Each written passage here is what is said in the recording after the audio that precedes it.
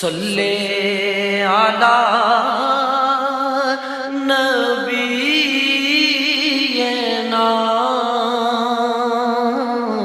صلی علی محمد۔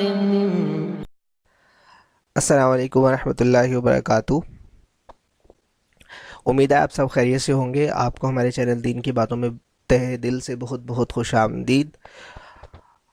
اس سے پہلے جیسے ہم نے وہ قیامت کے احوال کے سلسلے میں ویڈیوز شروع کی ہوئے ہیں، اس کا پہلا پارٹ جو ہے وہ آپ نے دیکھ لیا ہوگا۔ اگر نہیں دیکھا تو ڈسکرپشن میں جو ہے وہ اس کا لنک انشاءاللہ موجود ہوگا، تو آپ وہ دیکھ سکتے ہیں۔ اس کے دوسرے پارٹ کے ساتھ انشاءاللہ ہم آپ کی خدمت میں حاضر ہیں، اس کا دوسرا پارٹ لے کر آئے ہیں۔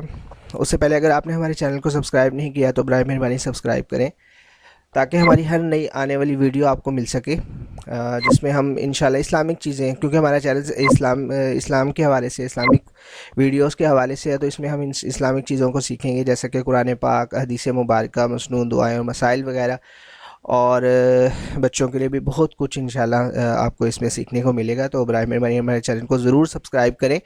تو چلے ہم جو ہے وہ ویڈیو شروع کرتے ہیں۔ آپ کا زیادہ ٹائم لیے بغیر ہم ویڈیو کو شروع کرتے ہیں۔ چلیں بسم اللہ الرحمن الرحیم۔ اور بھی عرب کی بہت فوجیں اکٹھی ہو جائیں گی۔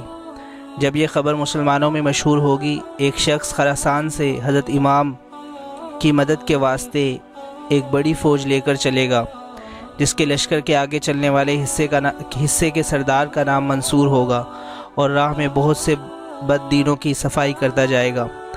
اور جس شخص کا اوپر ذکر آیا ہے کہ ابو سفیان کی اولاد میں ہوگا اور سیدوں کا دشمن ہوگا، چونکہ حضرت امام مہدی علیہ السلام بھی سید ہوں گے، وہ شخص حضرت امام کے لڑنے کو ایک فوج بھیجے گا۔ جب یہ فوج مکہ مدینہ کے درمیان کے جنگل میں پہنچے گی اور ایک پہاڑ کے تلے ٹھہرے گی، تو یہ سب کے سب زمین میں دھس جائیں گے، صرف 2 آدمی بچ جائیں گے، جن میں سے ایک تو حضرت امام کو جا کر خبر کر دے گا، اور دوسرا اس سفیانی کو خبر پہنچائے گا، اور نصارہ سب طرف سے فوجیں جمع کریں گے اور مسلمانوں سے لڑنے کی تیاری کریں گے۔ اس لشکر میں اس روز 80 جھنڈے ہوں گے، اور ہر جھنڈے کے ساتھ 12,000 آدمی ہوں گے، تو کل آدمی 9,60,000 ہوئے۔ حضرت امام مکہ سے چل کر مدینہ تشریف لائیں گے، اور وہاں رسول اللہ صلی اللہ علیہ وسلم کے مزار شریف کی زیارت کر کے شام کے ملک کو روانہ ہوں گے، اور شہر دمشق تک پہنچ پائیں گے کہ دوسری طرف سے نصارہ کی فوج مقابلے میں آ جائے گی۔ حضرت امام کی فوج 3 حصے ہو جائے گی، ایک حصہ تو بھاگ جائے گا، ایک حصہ شہید ہو جائے گا، اور ایک حصے کو فتح ہوگی۔ اور اس شہادت اور فتح کا قصہ یہ ہوگا کہ حضرت امام نصارہ سے لڑنے کو لشکر تیار کریں، اور بہت سے مسلمان آپس میں قسم کھائیں گے کہ بے فتح کیے ہوئے نہ ہٹیں گے، یعنی بغیر فتح کے ہٹیں گے نہیں۔ بس سارے آدمی شہید ہو جائیں گے، صرف تھوڑے سے آدمی بچیں گے، جن کو لے کر حضرت امام اپنے لشکر میں چلے آئیں گے۔ اگلے دن پھر اسی طرح کا قصہ ہوگا کہ قسم کھا کر جائیں گے اور تھوڑے سے بچ کر آئیں گے، اور تیسرے دن بھی ایسا ہی ہوگا۔ آخر چوتھے روز یہ تھوڑے سے آدمی مقابلہ کریں گے اور اللہ تعالیٰ فتح دیں گے، اور پھر کافروں کے دماغ میں حوصلہ حکومت کا حوصلہ نہ رہے گا۔ اب حضرت امام ملک کا بندوبست شروع کریں گے اور سب طرف فوجیں روانہ کریں گے، اور خود ان سارے کاموں سے نمٹ کر قسطنطنیہ فتح کرنے کو چلیں گے۔ جب دریائے روم کے کنارے پر پہنچیں گے، بنو اسحاق کے 70,000 آدمیوں کو کشتیوں پر سوار کر کے اس شہر کے فتح کرنے کے واسطے تجویز کریں گے۔ جب یہ لوگ شہر کی فصیل کے مقابل پہنچیں گے، اللہ اکبر بآواز بلند کہیں گے۔ اس نام کی برکت سے شہر پناہ کے سامنے کی دیوار گر پڑے گی، اور مسلمان حملہ کر کے شہر کے اندر گھس پڑیں گے اور کفار کو قتل کریں گے، اور خوب انصاف اور قاعدے سے ملک کا بندوبست کریں گے۔ حضرت امام سے جب بیعت ہوئی تھی، اس وقت سے اس فتح تک 6 سال یا 7 سال کی مدت گزرے گی۔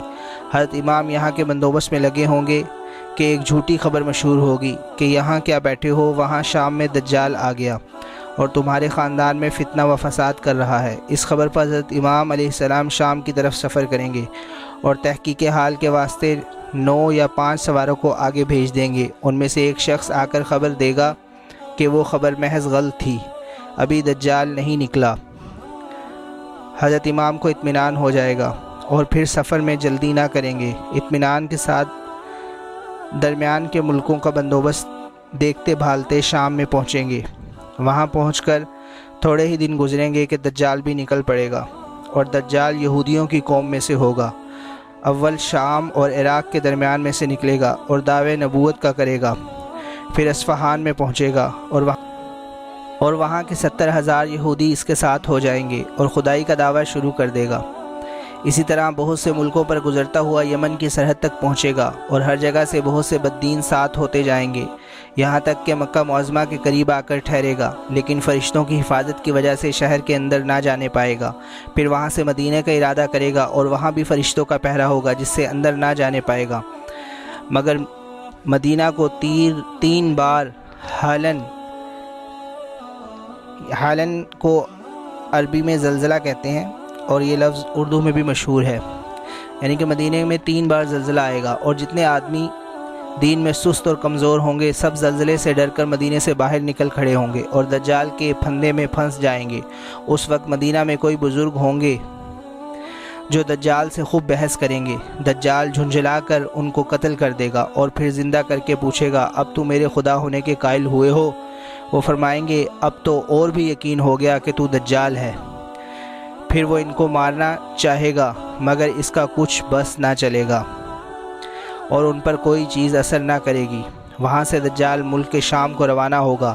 جب دمشق کے قریب پہنچے گا اور حضرت امام وہاں پہلے سے ہی پہنچ چکے ہوں گے اور لڑائی کے سامان میں مشغول ہوں گے کہ عصر کا وقت آ جائے گا اور مؤذن اذان کہے گا اور لوگ نماز کی تیاری میں ہوں گے کہ اچانک حضرت عیسیٰ علیہ السلام 2 فرشتوں کے کندھوں پر ہاتھ رکھے ہوئے آسمان سے اترتے نظر آئیں گے اور جامع مسجد کی مشرق کی طرف کے مینارے پر آ کر ٹھہریں گے اور وہاں سے زینہ لگا کر نیچے تشریف لائیں گے۔ حضرت امام سب لڑائی کا سامان ان کے سپرد کرنا چاہیں گے۔ وہ فرمائیں گے، لڑائی کا انتظام آپ ہی رکھیں، میں خاص دجال کے قتل کرنے کو آیا ہوں۔ غرض جب رات گزر کر صبح ہوگی حضرت امام لشکر کو آراستہ فرمائیں گے اور حضرت عیسیٰ علیہ السلام ایک گھوڑا ایک نیزہ منگا کر دجال کی طرف بڑھیں گے اور اہل اسلام دجال کے لشکر پر حملہ کریں گے اور بہت سخت لڑائی ہوگی، اور اس وقت حضرت عیسیٰ علیہ السلام کی سانس میں یہ تاثیر ہوگی کہ جہاں تک نگاہ جائے وہاں تک سانس پہنچ سکے، اور جس کافر کو سانس کی ہوا لگا دیں وہ فوراً ہلاک ہو جائے۔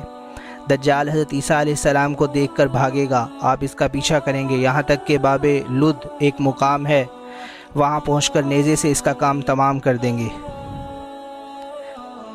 اور مسلمان دجال کے لشکر کو قتل کرنا شروع کریں گے۔ پھر حضرت عیسیٰ علیہ السلام شہروں تشریف لے جا کر جتنے لوگوں کو دجال نے ستایا تھا سب کو تسلی کریں گے، اور خدائے تعالیٰ کے فضل سے اس وقت کوئی کافر نہ رہے گا۔ پھر حضرت امام علیہ السلام کا انتقال ہو جائے گا اور سب بندوبست حضرت عیسیٰ علیہ السلام کے ہاتھ میں آ جائے گا۔ پھر یاجوج ماجوج نکلیں گے، ان کے رہنے کی جگہ جہاں شمال کی طرف کی آبادی ختم ہوئی ہے، اس سے بھی آگے 7 ولایت سے باہر ہے، اور ادھر کا سمندر زیادہ سردی کی وجہ سے ایسا جمع ہوا ہے کہ اس میں جہاز بھی نہیں چل سکتا۔ حضرت عیسیٰ علیہ السلام مسلمانوں کو خدائے تعالیٰ کے حکم کے موافق طور پہاڑ پر لے جائیں گے اور یاجوج ماجوج بڑا ادھم مچائیں گے، آخر کو اللہ تعالیٰ ان کو ہلاک کریں گے، اور عیسیٰ علیہ السلام پہاڑ سے اتر آئیں گے، اور 40 برس کے بعد حضرت عیسیٰ علیہ السلام وفات فرمائیں گے اور ہمارے پیغمبر صلی اللہ علیہ وسلم کے روضہ میں دفن ہوں گے، اور آپ کی گدی پر ایک شخص ملک یمن کے رہنے والے بیٹھیں گے جن کا نام جہجہ ہوگا، اور قحطان کے قبیلے سے ہوں گے، اور بہت دینداری اور انصاف کے ساتھ حکومت کریں گے۔ ان کے بعد آگے پیچھے اور کئی بادشاہ ہوں گے، پھر رفتہ رفتہ نیک باتیں کم ہونا شروع ہوں گی اور بری باتیں بڑھنے لگیں گی۔ اس وقت آسمان پر ایک دھواں سا چھا جائے گا اور زمین پر برسے گا، جس سے مسلمانوں کو زکام اور کافروں کو بے ہوشی ہوگی۔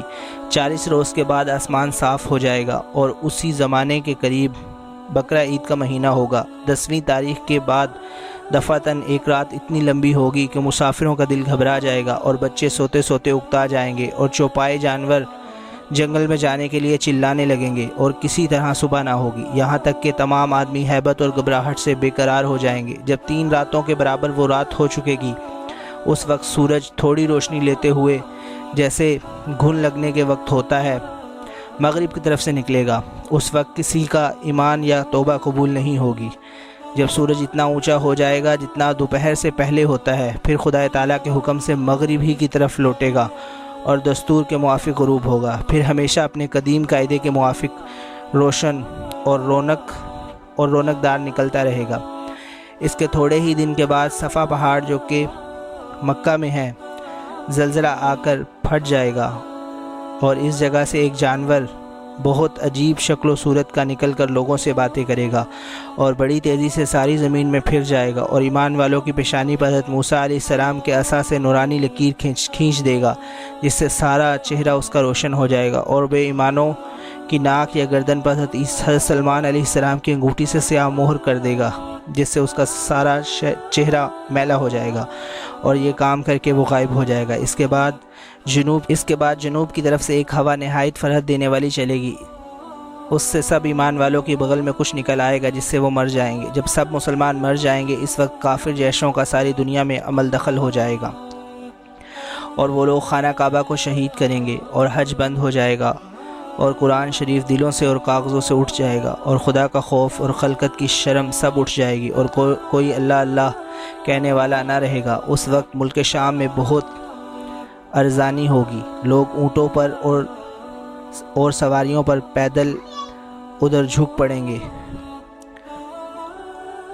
اور جورا جائیں گے، ایک آنکھ پیدا ہوگی اور سب کو ہانکتی ہوئی شام میں پہنچا دے گی۔ اور حکمت اس میں یہ ہے کہ قیامت کے روز سب مخلوق اسی ملک میں جمع ہوگی، پھر وہ آنکھ غائب ہو جائے گی اور اس وقت دنیا کو بڑی ترقی ہوگی۔ 3-4 سال اسی حال سے گزریں گے کہ دفعتاً جمعے کے دن محرم کی 10ویں تاریخ صبح کے وقت سب لوگ اپنے اپنے کام میں لگے ہوں گے کہ سور پھونک دیا جائے گا۔ اول ہلکی ہلکی آواز ہوگی، پھر اس قدر بڑھے گی کہ اس کی ہیبت سے سب مر جائیں گے، زمین و آسمان پھٹ جائیں گے اور دنیا فنا ہو جائے گی۔ اور جب آفتاب مغرب سے نکلا تھا اس وقت سے سور کے پھونکنے تک 120 برس کا زمانہ ہوگا۔